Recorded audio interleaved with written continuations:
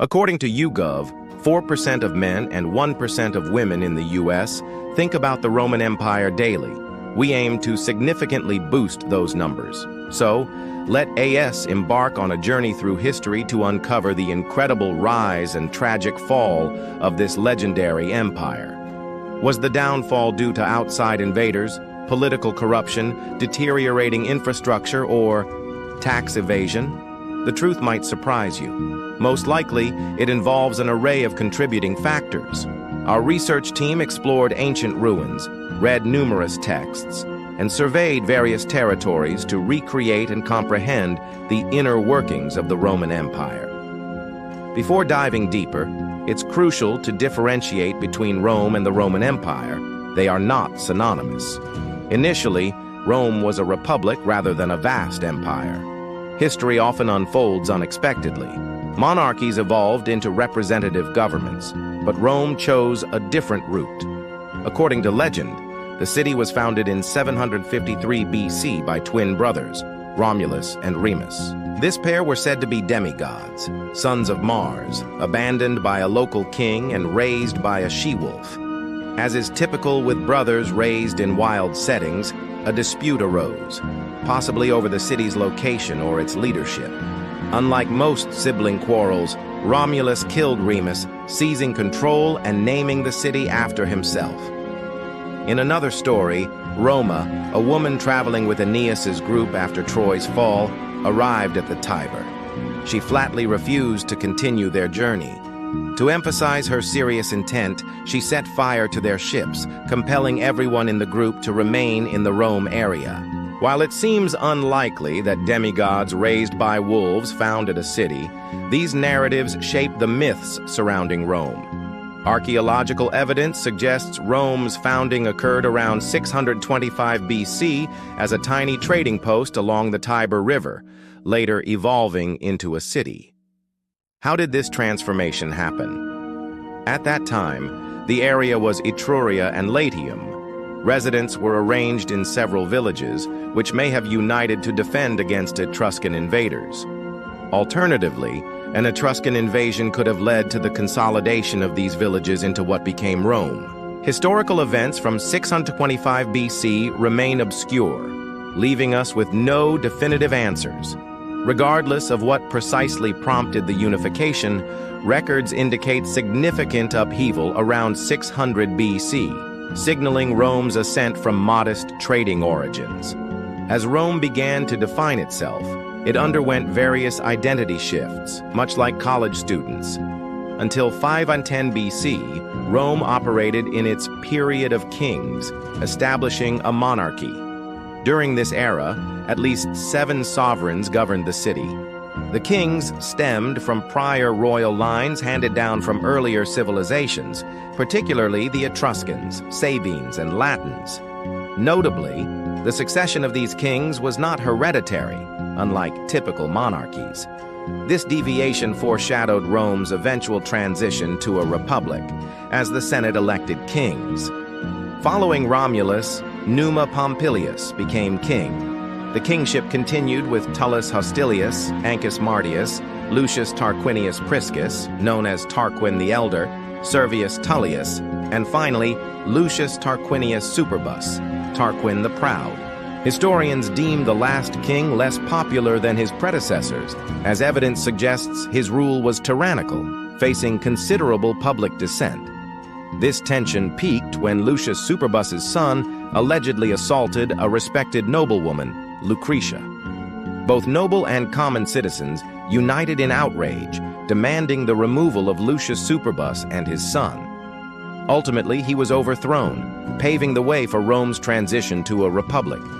The term derives from the Latin phrase res publica, meaning property of the people.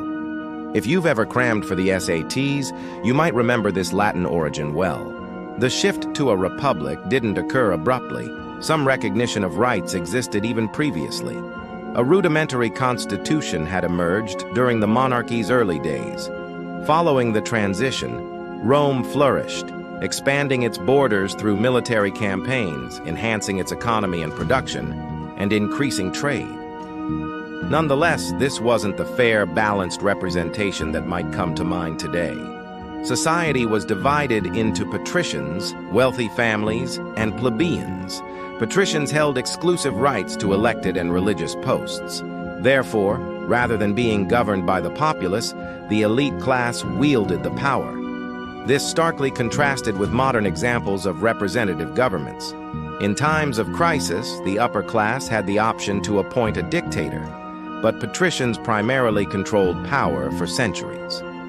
Although the early Roman Senate existed, it wasn't the formal body that would later be expected in a republic. Senate membership was appointed rather than elected, a vital distinction from contemporary legislative frameworks. Patricians, holding significant influence in society, ensured laws favored their interests, often dismissing the plight of plebeians. Discontent brewed among plebeians, who sought inclusion and influence within the republic's government. From 509 BC until 494 BC, the Senate was the only governing authority, led by two consuls. This dynamic changed when plebeians organized a strike to secure power. Their efforts led to numerous legislative bodies empowering the people. These institutions were structured as follows. The Comitia Centuriata passed laws and made war decisions, while the Concilium Plebis initially ruled solely for plebeians, but eventually extended formulas affecting all citizens. The Comitia Tributa managed the election of minor officials and localized justice. During this time, two consuls commanded both the military and the Senate. Unlike earlier monarchs, consuls had significant constraints on their authority. Their term limited them to 1 year, restricting opportunities to consolidate power. Moreover, various magistrate positions were established within the Republic to oversee decisions, maintaining checks on consular power. To solidify the Republic and rule of law, numerous new laws were codified. In 451 BC, the 12 Tables were introduced, a collection of laws concerning politics and public and private affairs. Rome furthers its expansion during this era, ruling over the entire Italian peninsula by 338 BC. However, this growth journey was not smooth, facing setbacks such as the sacking of Rome by neighboring Gauls in 390 BC. Nevertheless, Rome rebounded, eventually gaining dominance in Italy under military leader Camillus.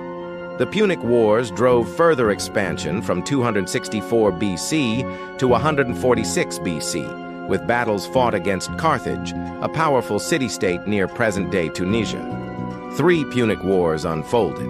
Post the initial 2 conflicts, Rome controlled a vast region of the Western Mediterranean, evolving its influence over Spain and Sicily. They even overcame the legendary general Hannibal. Although Hannibal briefly continued ruling Carthage post-defeat, he became unpopular due to his financial reforms aimed at repaying Rome. He escaped east, ultimately betrayed to the Romans and committing suicide to evade capture. In the closing stages of the Third Punic War, from 149 to 146 BC, Rome finally defeated Carthage, razing the city. Many survivors became enslaved, transforming the territory into a Roman province. At the same time, Rome expanded eastward, conquering the wealthy kingdom of Macedonia 200 years post-Alexander the Great's reign. With these territorial acquisitions came cultural influences that enhanced Roman society. If you explore Italian cities today, you'll see architectural and artistic styles heavily influenced by the Greeks. The Roman pantheon evolved by adopting Greek deities and renaming them. Translating Greek literature into Latin greatly advanced Roman literature. The impact of Greek philosophy permeated Roman thought as well. Remarkably, this approach may have fueled Rome's success. Rather than solely destroying the cities they conquered, they absorbed knowledge, artistry, and new ideas. During this period, the Roman military solidified its dominance. This military strength made Rome the primary power in the Mediterranean, a significant economic hub of the ancient world. Yet, the Roman Republic expanded rapidly, leading to internal strife, political instability, and civil war. This discord primarily stemmed from dissatisfaction among the populace, particularly due to wealthy landowners pushing small farmers off public land. Wealthy patricians manipulated their power, manipulating the Senate increasingly to suit their interests, reversing gains made earlier by plebeians. Conflicts between leadership divided the government into factions, some supporting plebeians, others backing patricians, and some favoring the military. Gaius Marius, a military figure, became consul in 107 BC, serving multiple terms and behaving more like a warlord than an effective leader. By 91 BC, he faced growing challenges to his power, most notably from General Sulla. The upper class took advantage of a Roman tradition by electing L. Cornelius Sulla as a dictator in 82 BC. Despite this dictatorial role, Sulla surprisingly resigned in 79 BC. However, the state's increasing reliance on strong leaders amid turmoil signaled Rome's transition from a republic to an empire. Many Romans sought to change the status quo. Some attempted to work within the system to adjust the course of the republic, such as the Gracchus brothers, Tiberius and Gaius, who initiated multiple social reforms from 133 BC to 122 BC, but met tragic ends, discouraging further reform efforts. Others resorted to violence for change. During the 1st century BC, Senator Lucius Catiline conspired with a faction of discontented Romans to overthrow the government. Unfortunately for him, Marcus Cicero, a renowned orator, exposed this plot. Catiline's failed insurrection prompted a ruthless pursuit by Roman troops that exterminated him and his supporters. The Republic spiraled into instability, marked by continuous civil wars. This chaos birthed a desire for authoritative dictatorial leadership, culminating in the rise of Julius Caesar. Taking power in 60 BC, Caesar envisioned a vast Roman Empire. His ambitions led him to conquer extensive regions in mainland Europe far beyond the Mediterranean. He subjugated Celtic Gaul, gaining tremendous wealth through resources and labor. Although Rome hadn't fully transitioned into an empire, the Senate's authority waned gradually. This shift became apparent when Caesar ignored Senate orders to halt his conquests in Gaul. As Caesar maintained immense popularity stemming from his military successes and compelling writings, his growing tensions with senators aggravated Roman politics, contributing to his assassination in 44 BC. On March 15th, known now as the Ides of March, over 60 conspirators, including political officials, stabbed Caesar 23 times in a Senate meeting. If they believed Caesar's death would restore their lost power, they were gravely mistaken. Citizens turned against the Senate, whose wealthy members were already unpopular. Multiple civil wars erupted until a new leader emerged. Caesar's grandnephew and adopted son, Gaius Julius Caesar Octavianus, better known as Octavian. He ruled alongside Mark Antony, renamed Augustus Caesar after his adoptive father. Following Mark Antony's death during Rome's conquest of Egypt, Augustus became the sole ruler, marking the official beginning of the Roman Empire. His reign lasted 41 years, ushering in a golden age known as Pax Romana, or the Roman peace. Prior to Augustus's rule, Rome endured a turbulent period filled with crises, instability, and a public longing for stability. Augustus's restoration of political order was greatly welcomed, even at the expense of establishing a lifelong sovereign. Instead of pursuing more territorial expansion, he focused on fostering peace with previously conquered regions. During the Pax Romana, Augustus introduced social reforms aimed at restoring morality in society, passing laws to discourage adultery and promote childbearing. Families with 3 or more children received recognition, especially if they had sons. This contrasted sharply with the decadent image often associated with Roman emperors. Progressively, Augustus extended citizenship and rights to women, allowing them to inherit property and manage finances. He also introduced a pathway for slaves to attain freedom, despite limitations imposed on the number of emancipated slaves. Augustus established a census to ensure fairer taxation, enhancing the support of citizens by accurately assessing tax burdens. He created the Praetorian Guard, composed of veteran soldiers acting as the emperor's bodyguards. Under Augustus, literature, architecture, and arts flourished, leading to significant works like the Ara Pacis Augusti, built between 13 and 9 BC. Due to Augustus's benevolent reign, he earned enduring popularity, even being deified posthumously. Augustus's rule heralded the imperial period, a time synonymous with the Roman Empire's expansion and prosperity. The empire encompassed vast territories, often assimilating conquered populations, but sometimes enslaving them for construction and advancements. However, not every emperor after Augustus enjoyed a similar fate or reputation. A notorious face in Roman history is Caligula, remembered for his violent and bizarre behaviors. His legacy became synonymous with evil. Caligula's assassination was hardly surprising, given his penchant for condemning many patricians to death over unfounded conspiracy claims, greatly damaging relations with the Senate. In late January AD 41, Caligula met his end during lunch, murdered by 2 tribunes of the Praetorian Guard, supported by several Romans implicated in the assassination plot. Following his death, Claudius was appointed as emperor. However, the portrayal of subsequent emperors often contains historical distortions as political machinations shifted. As an example, consider Nero, often viewed unfavorably. Historically labeled as playing a fiddle while Rome burned, this narrative oversimplifies his actions. He faced accusations of bankrupting the treasury, executing dissenters, and indulging in excessive behavior.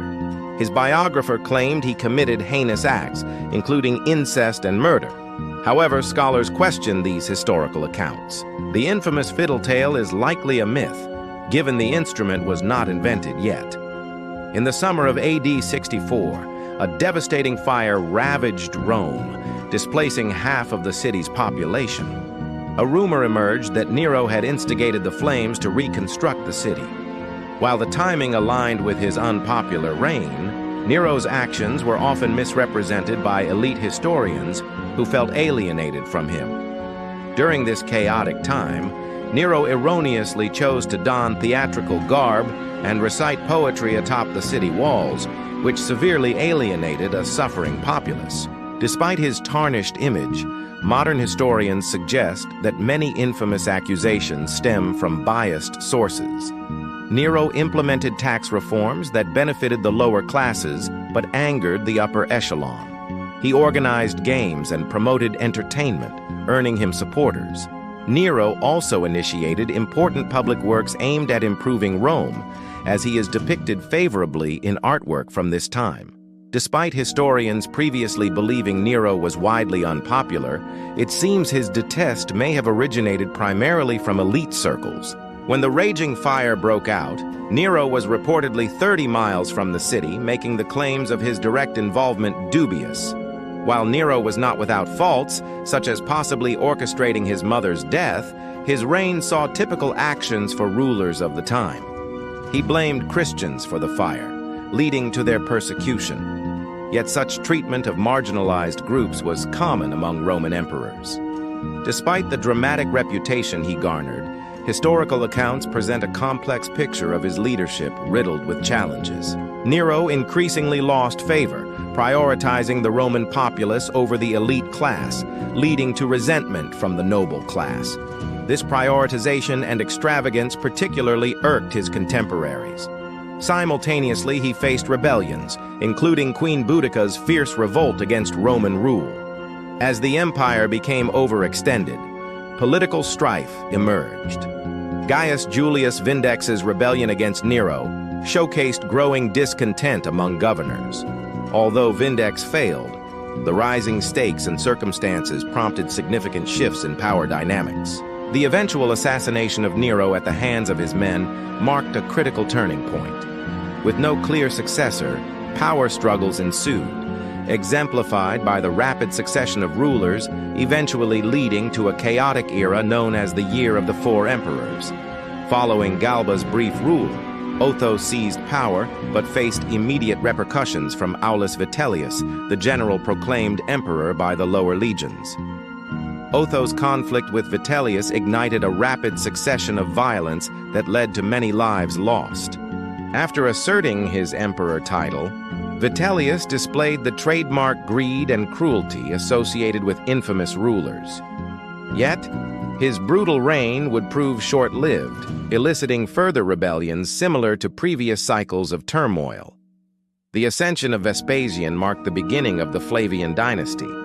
This new rule sought stability amid a fractured empire, culminating in the construction of the Grand Colosseum. Vespasian's political prowess and commitment to restoring the rule of law revitalized governance, aiding the repair of administration and ensuring cooperation between citizens and the elite.